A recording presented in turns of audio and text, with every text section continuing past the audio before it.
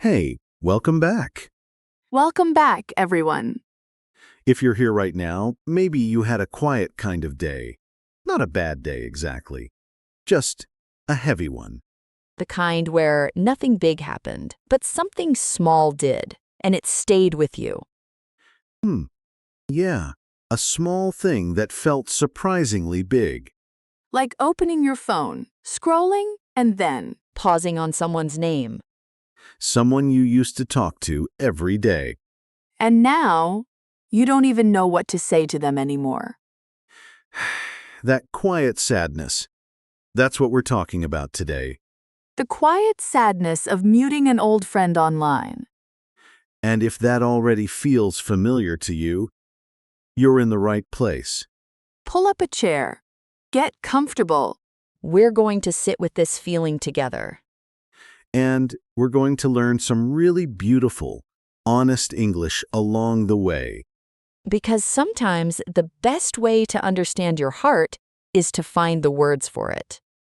So before we go any deeper, if this channel feels like a cozy corner of the internet for you, A place where you can breathe a little. please subscribe, hit that bell, because we make these conversations for you, and it genuinely means a lot when you stay. It's like. Saving a seat for us in your week. I like that. I like that too. Okay, let's talk about this. So, muting someone, it sounds so technical, right?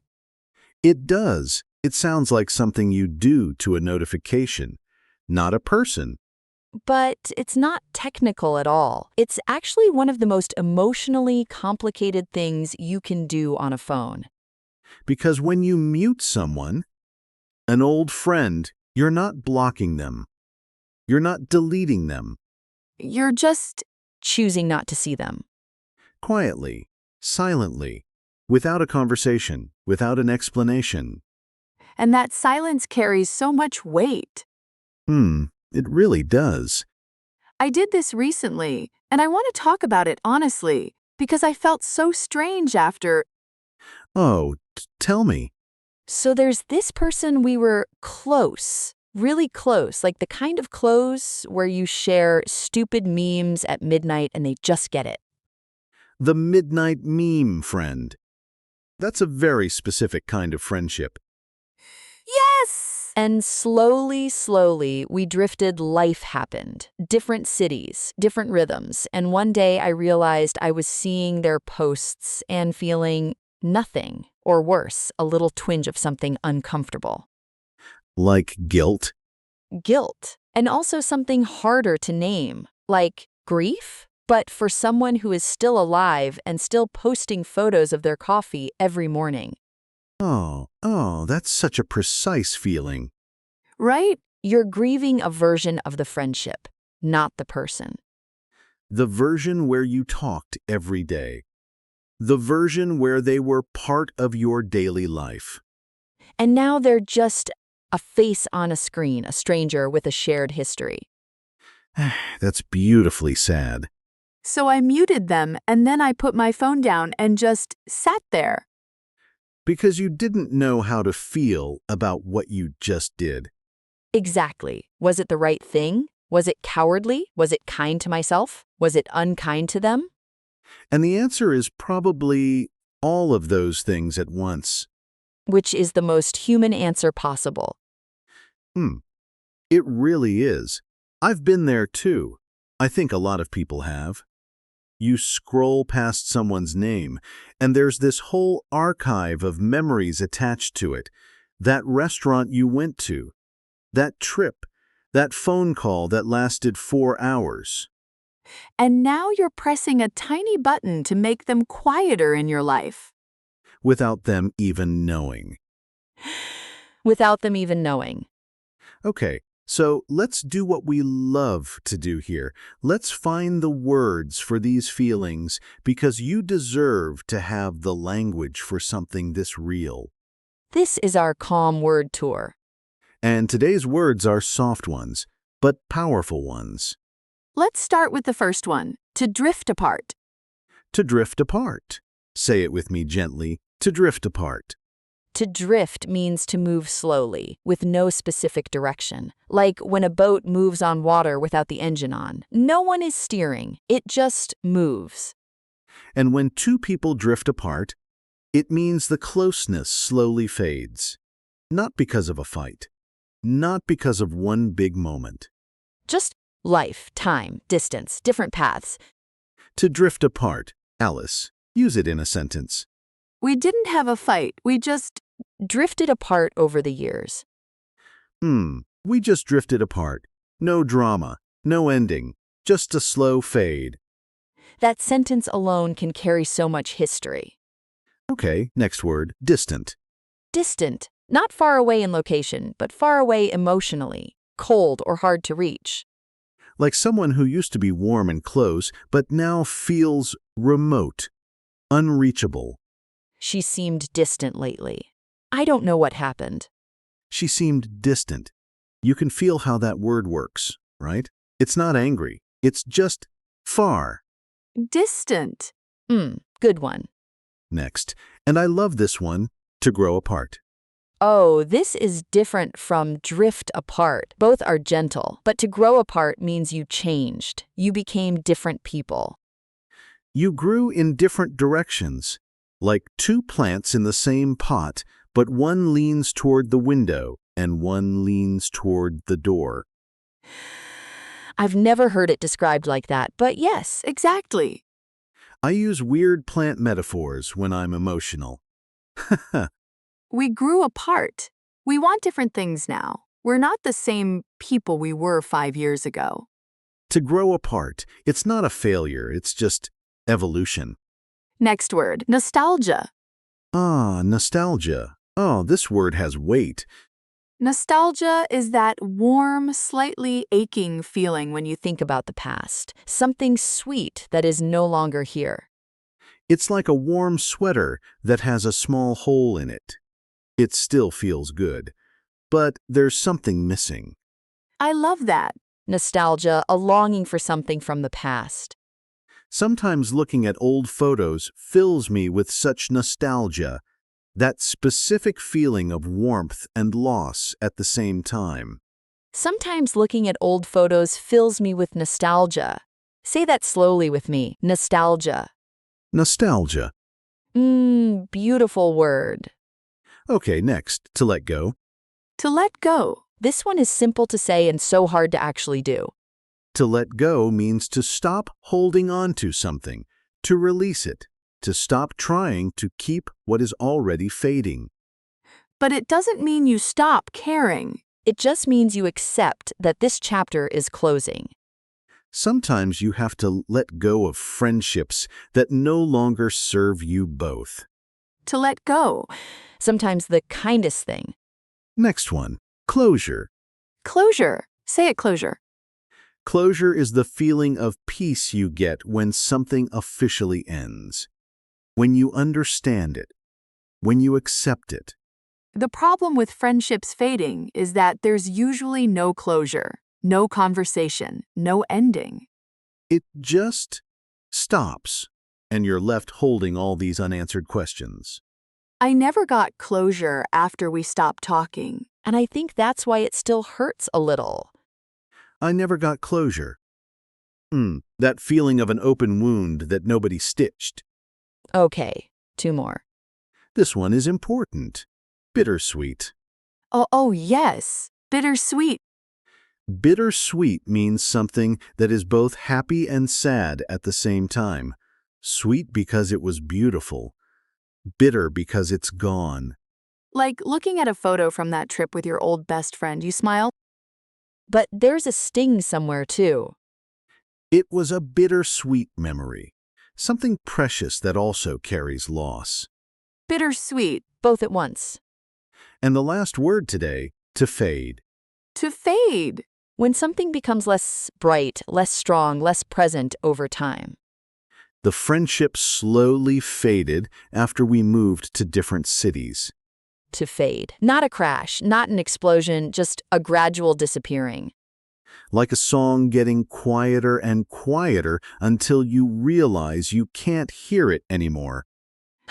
That is painfully accurate. To fade, to drift apart, to grow apart, to let go. Nostalgia, distant, closure, bittersweet. Those are today's words, and each one of them is a small lantern for a big feeling. Now let's put them to work. Let's have a real conversation, the kind you might actually need to have. I'll start. So, David, can I be honest with you about something? Always. There's this person we used to be really close, like genuinely close. But lately, every time I see their name pop up online, I feel this strange kind of heaviness. Oh, heaviness like what? Like nostalgia, but with a shadow over it. Like I miss who we used to be, but I also feel distant from who they are now. You grew apart. We grew apart, and neither of us made a big decision about it. It just faded. And now you don't know what to do with that, because they're still there. Still existing, still posting. But the closeness is gone. And I muted them, and now I feel guilty. Like, should I have said something? Should I have tried harder? I hear you. Can I ask, do you think reaching out would have actually helped? Or would it have just been uncomfortable for both of you? Honestly, I think we both know. I think we both feel it. we just never say it out loud. That's so common. We protect each other from the conversation by never having it. And then one day you realize you haven't spoken in a year. And the gap becomes too wide to easily cross. So muting them was my way of, I don't know, creating a little peace? Of letting go gently, without drama. but part of me wonders if letting go is the right thing, or if I'm just taking the easy way out. I think there's a difference between easy and kind. Muting someone when a friendship has truly faded is not cowardly. It's just honest. You're honoring what is real right now. That's actually really freeing to hear. And the bittersweet part? The memories are still yours. You don't lose those. You just close that tab. Close that tab, David. I needed to hear that. We all need that sometimes. Okay, let's step back for a second. Because I want to name something that I think a lot of people feel, but don't say. Go ahead. There's a specific kind of grief that nobody talks about. Not grief for someone who died. Not grief after a breakup, but grief for a friendship that just quietly ended. Friend grief. Friend grief. And it is real, and it is valid, and it often goes unacknowledged because there's no ceremony for it. No ritual, no space to say this mattered and now it's different. You don't get a card. You don't get a hug. You just get A muted notification. And maybe a feeling you can't quite explain when their birthday appears on your screen. every single year. And you type happy birthday and then delete it 3 times. You delete it 3 times. And then sometimes you send it. And they respond with a thumbs up emoji. A thumbs up after everything. After everything, and somehow that small emoji holds the entire story of how far you've drifted. It's funny, and it's heartbreaking, and it's exactly right. Bittersweet. Bittersweet. I want to talk about guilt for a moment. Because when you mute someone, or when you let a friendship fade, so many people immediately feel guilty. Like they did something wrong. Like they failed.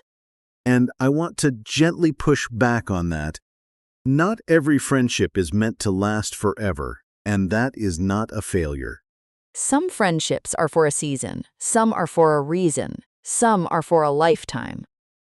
And the ones that were for a season, they still shaped you. They still mattered. The fact that it Changed doesn't erase what it was. The fact that it changed does not erase what it was. Say that again, Alice. Slowly.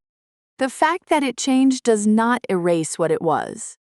Hold on to that, because so many people blame themselves for natural endings. I used to do that. I used to think, If I was a better friend, maybe we wouldn't have drifted apart. And what do you think now? I think, People grow, and growing isn't always together, and that's okay. That's really okay. It just sometimes doesn't feel that way at 11 p.m. when the nostalgia hits hard. Why is it always late at night? because during the day you're busy. And at night, your brain goes, okay, now let's process everything you ignored today. The brain's night shift. Absolutely unasked for. Completely unsolicited. But in those moments, when the nostalgia hits and you're lying there thinking about old friendships, I think it helps to name it. Put a word on the feeling. Not to fix it, just to acknowledge it. I feel nostalgic right now. I miss that closeness, and that's okay. Saying it out loud, even just to yourself, makes it less heavy. It goes from a cloud to a word. A cloud to a word. I like that. Now, let's give our listeners a moment, because I think some of you are holding something right now. Maybe you have someone in mind, a face, a name, a chat thread you haven't opened in a long time. And maybe you muted them. Or maybe they slowly muted you. And maybe you don't have a word for how that feels. Let's try Take a breath. a slow one, in through the nose. And let's say something together, something soft. Repeat after me, gently. We grew apart, and that's okay. We grew apart, and that's okay. Say it with us, softly, like you mean it. Because it is okay. It really is. Growth does not always mean staying together. And love, even old, quiet, faded love, doesn't disappear just because the conversation stopped. Now let's try one more phrase. Say this one with me. I'm letting go with kindness. I'm letting go with kindness. Not with anger, not with bitterness, with kindness. Toward them and toward yourself. Especially toward yourself.